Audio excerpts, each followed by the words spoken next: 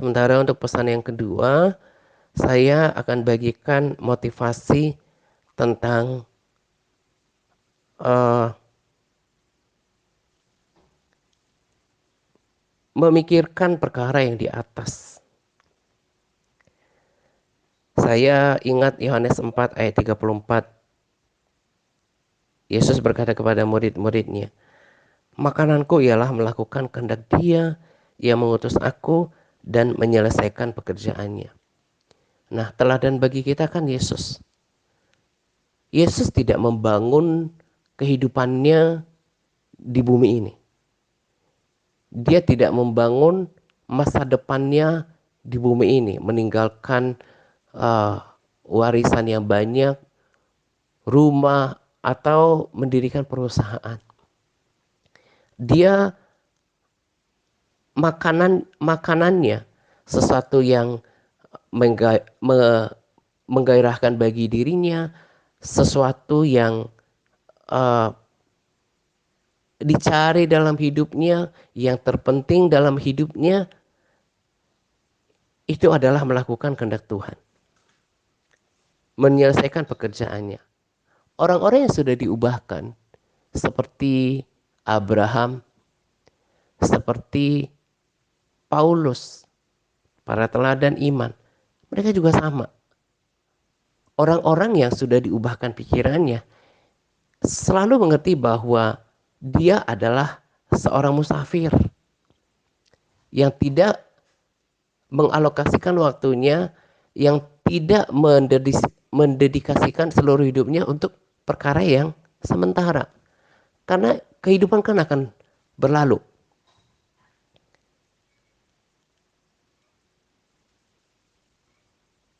Yohanes 6 ayat 27 juga berkata bahwa bekerjalah bukan untuk makanan yang dapat binasa, melainkan untuk makanan yang bertahan sampai kepada hidup yang kekal, yang akan diberikan anak manusia kepadamu. Sebab dialah yang disahkan oleh Bapa Allah dengan materainya. Ini kan menyangkut tentang perkara rohani. Pikirkanlah perkara-perkara yang di atas. Bekerjalah bukan hanya untuk makan dan minum, untuk papan gitu ya. Ada banyak orang, lebih banyak yang menghabiskan waktunya untuk bekerja mati-matian untuk sesuatu yang gak kekal adanya, yang bisa dilepaskan, yang bisa ditinggal gitu. Orang kalau memang belum mengerti sebenarnya perkara yang di atas, pola hidupnya seperti ini. Nah, Yesus sang teladan yang diikuti oleh para tokoh iman, Abraham, Paulus, dan juga tokoh-tokoh iman, para rasul gitu ya. Sama seperti Paulus katakan, kehabisan waktu untuk menceritakan mereka yang sudah diubahkan. Termasuk juga setelah zaman mereka. Kesaksian Pastor Park yang setelah dibukakan mata rohaninya oleh kunjungan ke surga, dia melepaskan yang sementara. Orang-orang yang memang sudah mendapatkan visi yang daripada Tuhan, memang dia berjalan berbeda dengan orang dunia. Kalau orang dunia menghabiskan waktu, pikirannya selalu mencari perkara-perkara yang di bumi ini. Saya tidak sedang katakan bahwa kita nggak bekerja untuk me, me, memenuhi kebutuhan kita. Itu perlu. Tapi jangan fokus hanya ke situ. Ada terlalu banyak firman Tuhan sebetulnya yang mengajarkan kita untuk berpikir sama seperti Yesus. Cari dahulu kerajaan Allah dan kebenarannya, maka semuanya itu akan ditambahkan kepadamu. Tadi saya katakan orang-orang yang udah dapatkan visi daripada Tuhan, yang udah dapatkan panggilan, dia akan berbeda cara hidupnya. Orang dunia bahkan menilai ini orangnya mungkin aneh, bahkan gila gitu ya. Bahkan bodoh, kan kita juga katakan seperti itu. Orang-orang Seperti para rasul dianggap bodoh, meninggalkan uh, privilege mereka, uh, bahkan mungkin ada yang meninggalkan ladang mereka, ada yang meninggalkan rumah mereka kan sampai mereka misi. Saya masih ingat seorang ibu yang dari Jerman kalau nggak salah sampai misi ke Papua. Ada juga seorang bapak dari Amerika yang bahkan anak-anaknya nggak bisa lah, lebih fasih berbahasa Indonesia daripada bahasa Inggris gitu ya. Itu sampai meninggalkan rumah mereka, itu contohnya. Tapi itu nggak semua gitu ya, karena nggak harus seperti itu. Ada yang meninggalkan ladang mereka juga gitu ya. Ada seorang pilot yang saya tahu sekarang di NTT mendirikan panti asuhan, meninggalkan kemewahan, terpanggil hatinya ketika dia menyaksikan sebuah tayangan, bahkan ketika dia di luar negeri gitu ya, lagi bersenang-senang. Kata orang itu bodoh, meninggalkan kenyamanan, meninggalkan mata pencaharian yang memberikan kenyamanan, lalu memilih cara hidup yang gak biasa gitu. Lagi-lagi saya katakan, kita semua gak harus memilih seperti itu. Tapi paling tidak, bekerjalah bukan hanya untuk makan dan minum. Pikirannya jangan cuma memikirkan kehidupan yang sementara. Waktunya jangan cuma dihabiskan untuk hal-hal yang sementara, apalagi untuk hal yang sia-sia. Nonton di YouTube, waktunya habis berjam-jam. Tapi untuk melayani Tuhan, berdoa, hatinya nggak tergerak. Itu belum diubahkan loh.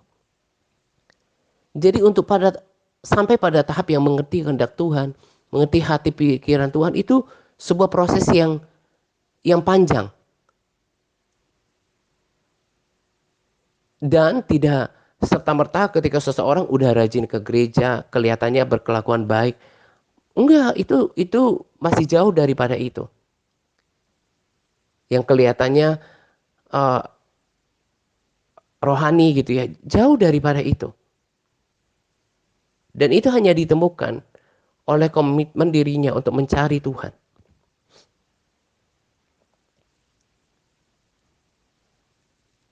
Saya sangat yakin bahwa uh, panggilan Tuhan kepada Petrus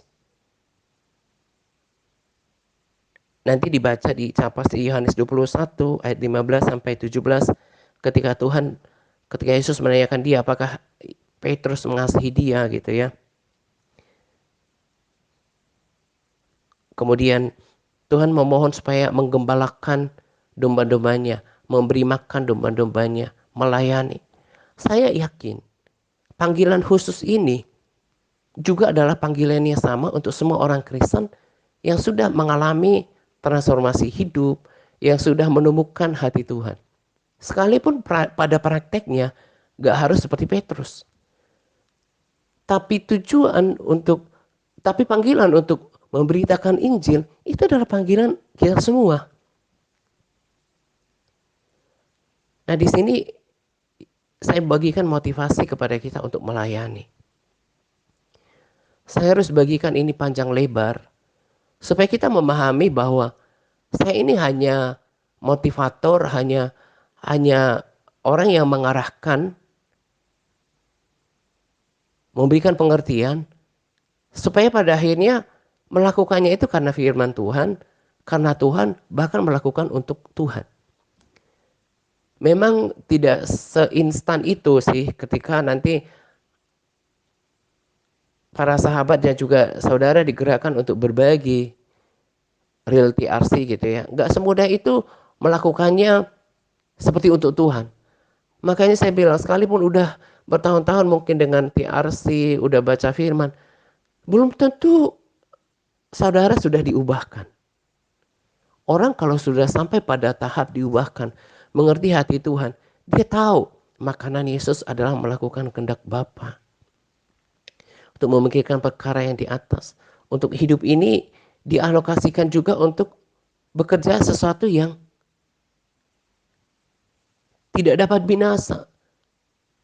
Mengejar pengenalan akan Tuhan, melakukan seperti yang Yesus lakukan, melakukan perkara yang di atas, melayani Tuhan, bekerja untuk upah yang nanti di dalam kekekalan, yang sifatnya itu kekal gitu. Apalagi kalau seseorang hanya memikirkan masalahku, masalahku, pikirannya itu akan tertutup untuk berpikir seperti Yesus. Beberapa hari yang lalu, minggu yang lalu, rasanya saya sampai terharu mau nangis gitu ya. Kok betapa kita ini tidak sungguh-sungguh mengasihi Tuhan yang mati untuk kita, disiksa untuk kita, darahnya tercurah untuk kita. Dihukum gantikan hukuman kita dan menganugerahkan kehidupan yang kekal. Bahkan menghidupi kita, memelihara, menjaga, menolong kita. Tapi kita gak pernah punya tekad untuk memberikan hati, pikiran, waktu dan tenaga kita kepada Tuhan. Saya ada baca kesaksian yang berkata bahwa Tuhan itu sangat menghauskan keselamatan semua orang. Dia bahkan suka kita berdoa kepada orang-orang yang kita kenal, saudara-saudara kita, teman-teman kita, bahkan orang-orang yang tidak kita kenal, bayangkan. Berdoa untuk orang-orang di televisi, berdoa untuk semua orang. Saya sekarang melatih diri untuk selalu berkata bahwa kerajaanmu datanglah, kehendakmu jadilah dalam hidupku, dalam pelayanan ini, di kota di mana saya berada, di bangsa di mana saya berada, di keluarga di mana saya berada. Doa itu memicu Tuhan untuk melakukan sesuatu. Bukan Tuhan berarti tidak langsung bisa lakukan semuanya gitu. Tapi Tuhan mau ada yang berdoa. Tuhan menginginkan ada yang berdoa. Dengan penuh kerinduan katakan jadilah. Karena itu kan doa yang datanglah kerajaanmu, jadilah kehendakmu. Karena itu kan doa yang diajarkan oleh Tuhan Yesus. Tuhan mau ada orang yang mengharapkan ini. Mendoakan ini, datanglah kerajaanmu. Jadilah kehendakmu ya Tuhan. Di kota di mana saya berada. Di pelayanan ini, dalam hidupku, di bangsaku. Selalu ada yang mengkomunikasikan itu. Menghauskan, mengharapkan itu. Dinaikkan doa-doa dalam cawan doa kepada Tuhan. Itu hanya bisa dilakukan oleh orang yang sudah mengalami perjumpaan pribadi dengan Tuhan.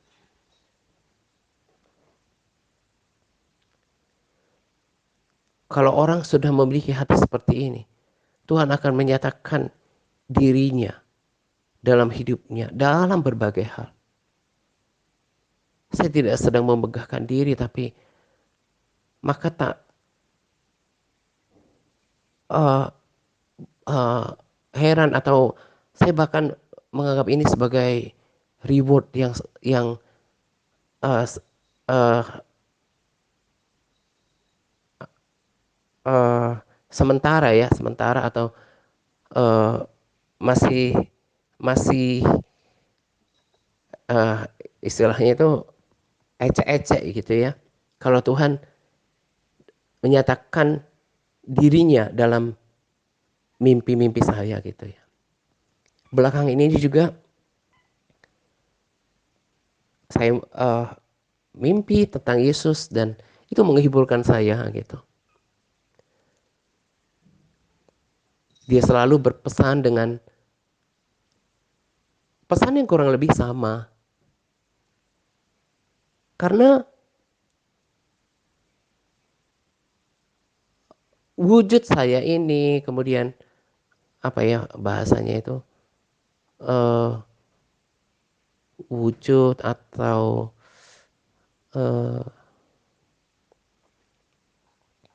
apa ya, unsur atau di dalam diri saya itu udah yang kayak gitu. Udah yang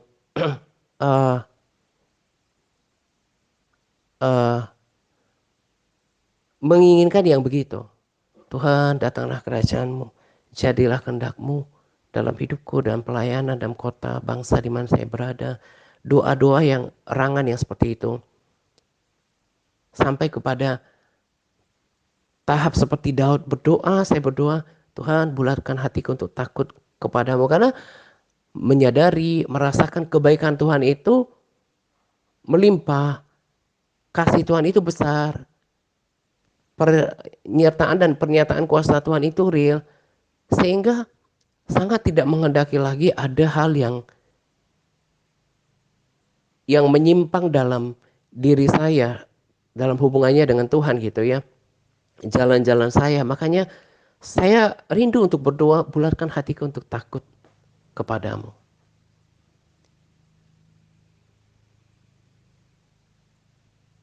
Harus sampai ke sini. Harus dikejar itu. Bukan yang lain. Bukan, aduh gimana ya. Bukan pelayanan atau kesibukan kerohanian yang lain. Tapi berusaha untuk mengerti, mendapatkan, memahami isi hati Tuhan gitu. Bekerjalah untuk sesuatu yang tidak dapat binasa. Makanya tim admin saya bagikan 3 grup gitu ya untuk memimpin The Warrior. Juga MTRC Advance juga harus dilibatkan. Kalau MTRC Begin Intermediate gak terlalu dipaksakan. Saya khawatir masih ada pikiran-pikiran yang keliru, yang yang yang menganggap mereka itu kok kayaknya oh harus bagikan ini, harus bagikan itu. Padahal saya ini tadi katakan cuma motivator, mengarahkan, mendidik sebagai guru di dalam pelayanan ini untuk mulai didisiplinkan untuk melakukan hal-hal yang bernilai kekal walaupun itu belum dimengerti. Jadi nanti jangan sampai ketika dilibatkan untuk berbagi real gitu ya, jangan merasa berat hati. Makanya saya berikan dulu pengertian supaya semuanya belajar memberikan, melakukan, memberikan waktu melakukannya seperti untuk Tuhan. Karena kalau kita lakukan seperti untuk Tuhan, Tuhan akan mengupahi kita. Sampai saya singgung tadi bagaimana Tuhan udah mati untuk kita, disalib untuk kita, dan kerinduan Tuhan itu adalah keselamatan jiwa-jiwa. Kita nggak harus pergi misi, kita nggak harus tinggalkan rumah dan ladang kita. Masa hanya untuk membagi real di cerita kita supaya disaksikan oleh orang. Kita punya target setiap reel itu disaksikan oleh 10.000 orang, bahkan lebih gitu ya. Karena ada tim yang solid. Orang yang udah ngerti hati Tuhan, punya kerendahan hati untuk dituntun akan lakukan ini nanti tanpa sungut-sungut. Karena kalau lakukan dengan sungut-sungut gak ada upahnya. Jadi seperti dulu akan dibagi reel yang akan kita bagi di cerita. Nanti juga akan di capture caranya buat kita yang gaptek gitu ya. Mudah saja, tinggal dipilih bagikan, pilih bagikan ke cerita. Kan itu akan nongol di beranda kita, di paling atas. Akan disaksikan oleh banyak orang. Saya mau beritahu kepada kita. Kita ini sebetulnya bukan kekuatan yang kecil lagi, asal kita sepakat. Cuma satu orang dulu yang memulai pelayanan ini, tapi telah mengubahkan ratusan orang. Entah mereka masih setia dengan kita atau dia tetap lakukan di luar sana. Tapi ini berdampak. Itu karena ada orang yang berdiri. Dan jangan remehkan lagi pelayanan sosial media. Justru pelayanan sosial media itu lebih berdampak daripada yang kita harus datangin orang, datang ke kota. Ini lebih efektif. Bahkan gereja-gereja besar pun, itu kalau dikerucutkan seperti piramid, itu semakin dari dasar itu kelompok jemaat, lalu mungkin simpatisan, lalu aktivis, pengerja, sampai para pelayan yang full timer. sampai pompinya itu kan semakin mengerucut. Tapi bisa melakukan gerakan yang besar karena ada yang berkomitmen. Makanya saya katakan selain tim inti, The Warrior, MTRC Advance itu udah dianggap sebagai aktivis yang juga ikut melayani. Apa susahnya membagikan reel itu? Kalau kita lakukan ini bersama-sama, saya yakin video pendek itu akan menjangkau, kesaksian itu akan menjangkau puluhan ribu orang. Dan lagi-lagi saya katakan bukan jumlah playnya yang kita lihat. Hanya bersaksi 1 menit udah disaksikan ratusan sampai ribuan orang. Dan akhirnya kita lihat kok, walaupun belum berdampak besar, kan kita lagi menabur. Tapi sudah ada yang mengambil keputusan bergabung dalam pemuritan lewat tim admin. Itu yang Tuhan kehendaki dalam setiap orang yang sungguh-sungguh mengasihi Dia. Jadilah garam, jadilah terang, beritakan Injil, jadi saksi buat Tuhan. Jangan hanya untuk diri sendiri. Kapan lagi coba? Dan kemarin saya dapat pengertian dan saya yakin ketika Paulus menyurati Timotius, yang saya bagikan belum lama ini, bahwa Tuhan akan menyediakan mahkota kebenaran, bukan cuma untuk dia, tapi bagi semua orang yang menantikan kedatangannya. Ada kata semua orang. Tapi ketika dia mengatakan bahwa kita akan memerintah bersama dengan Tuhan, saya yakin itu hanya buat mereka yang mau melayani Tuhan. Saya tidak sedang menyamakan kerajaan Tuhan itu seperti partai misalnya, atau sebuah komunitas. Mereka yang berperan untuk sebuah visi itu kan diberikan kepercayaan khusus, diberikan tanggung jawab, diberikan peran sama seperti kerajaan Tuhan. Nanti di dalam pemerintahan termasuk upah itu mahkota kemuliaan itu hanya diberikan kepada mereka yang melayani Tuhan dalam berbagai bentuk. Jadi harusnya memiliki rasa malu di hadapan Tuhan. Sudah baca firman berkali-kali, berulang-ulang, udah diberikan sharing, tapi kok belum bisa mandiri ya, tahu bahwa ini loh salah satu yang Tuhan kehendaki di dalam hidupku yang sementara ini. Saya yang ini nggak maksa pada bikin teman, karena saya tahu mayoritas di antara saudara itu belum mengalami perjumpaan dengan Tuhan, belum mengerti apa yang paling penting dalam hidup ini. Masih selalu fokus ingin diberkati oleh Tuhan, ingin ditolong oleh Tuhan. Bahkan roh agamawi masih mengikat, belum punya hati untuk dibentuk. Tadi saya katakan memang memerlukan waktu yang panjang, tapi nggak selalu juga. Buktinya ada di dalam pelayanan ini belum 7 tahun. Ini kan kita baru akan jalan 8 tahun, tahun depan. Ada yang 2 tahun, 3 tahun, 4 tahun, sudah tahu kehendak Tuhan dalam hidupnya. Memang tergantung hati kita. Seberapa kita sungguh-sungguh mengikut Tuhan, seberapa besar kasih kita kepada Tuhan. Kembali saya katakan, gereja besar pun itu gak semuanya berperan untuk kemajuan gereja itu, pelayanan itu. Kita pun sama. Andai kan kita berkomitmen, minimal semua MTRC Advance berperan untuk membagikan, komitmen untuk membagikan diri kita. Kita berarti membagikan kesaksian, membagikan prinsip-prinsip pengajaran TRC yang diambil dalam firman Tuhan dalam 1 menit kepada ribuan orang. Itu udah memberitakan Injil. Jangan sampai nanti malu, tertunduk malu. Kiranya kita diselamatkan oleh Tuhan gitu ya. Malu, tertunduk malu di hadapan Tuhan. Karena kita nggak lakukan banyak hal kepada Tuhan. Padahal cuma sebatas membagikan ke cerita kita. Real-real yang dipandu oleh tim admin nanti. Dan itu akan dimonitor dan itu ada absensinya. Itu MTRC Advance wajib untuk berbagi real. Bahkan mungkin link video kita juga nanti di cerita kita. Ayo memberitakan Injil sama-sama. Saudara diubahkan di sini kan ada orang yang dahulu melakukannya kan. Lalu siapa untuk orang di luar sana kalau bukan kita yang mengambil bagian? Jadi jangan hanya fokus pada diri sendiri. Berdoalah untuk datanglah kerajaanmu ya Tuhan, jadilah kehendak-Mu.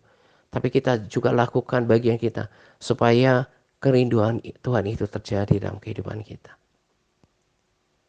Nah, ini saja yang saya mau bagikan pada sharing kali ini. Harus memiliki rasa malu di hadapan Tuhan, di hadapan pemimpin rohani, di hadapan kita juga semua nanti, karena di absensi MTRC Advance yang tidak melakukan, belum berbagi di absensi, dibagi juga nanti di MTRC Advance untuk melakukan bagiannya, untuk berbagi real di ceritanya. Jadi bagi real setiap hari gitu. Jadi rasanya itu cuma 12 jam masa tayangnya gitu. Jadi kalau lakukan tiap pagi misalnya, diganti lagi, dibagikan, karena itu akan ditonton oleh banyak orang. Saya nggak terlalu maksa MTRC Advance untuk bagikan di grup. Itu hanya mereka yang berkomitmen di The Warrior. Sebenarnya mengharapkan lebih lagi, tapi ya itu tadi saya bilang, betapa susahnya ya hati kita menyediakan hati untuk Tuhan, menyediakan waktu untuk Tuhan. Ya itu tadi, karena pikirannya aku, problemku dulu. Padahal kalau kita lakukan bagian kita, lakukan pekerjaan Tuhan, maka Tuhan akan melakukan buat kita. Tapi karena dasarnya masih kebanyakan kekanak-kanakan, masih fokus pada diri sendiri, aku dan aku, kalau hidupnya nggak baik, suasana hatinya dipengaruhi oleh kehidupannya sekarang, padahal bersukacitalah karena Tuhan, untuk apa yang sudah dilakukannya, untuk apa yang disediakannya. Jangan sukacita kita dipengaruhi oleh hal-hal yang sementara. Sebetulnya peringatan ini keras. Kalau ada hati yang memang punya kualitas hati yang udah diubahkan, mestinya udah tahu, udah malu dengan peringatan ini, dan ke depan dia berkomitmen untuk mau melayani, bukan hanya fokus pada diri sendiri. Seperti kemarin, kalau pengertian saya ya, mertuanya Pak Jos itu kan meninggalnya gak sakit dulu, tiba-tiba aja begitu. Diakibatkan hal yang kita gak duga. Hidup kita ini juga jangan selalu berpikir akan panjang. Jangan sampai nanti menyesal, tertunduk, malu di hadapan Tuhan karena tidak mau melayani Tuhan gitu ya. Kita akan melayani bersama-sama, dan kita akan melihat lebih banyak lagi orang yang mau dimuridkan. Mereka jumlahnya sedikit. Mana banyak orang yang mau melewati jalan sempit dan pintu yang sesak. Yesus udah bilang itu. Tapi biarlah kita mau menjangkau yang sedikit itu. Karena itu kerinduan Tuhan gitu ya. Ini saja yang saya mau bagikan pada kesempatan ini. Kiranya kita perhatikan dan kita mau lakukan gitu ya. Selamat menjelang doa pagi untuk kita sekalian. Semangat berpuasa kepada all MTRC yang terus bersemangat dalam berpuasa. Semangat Tuhan Yesus memberkati kita senantiasa. Amin.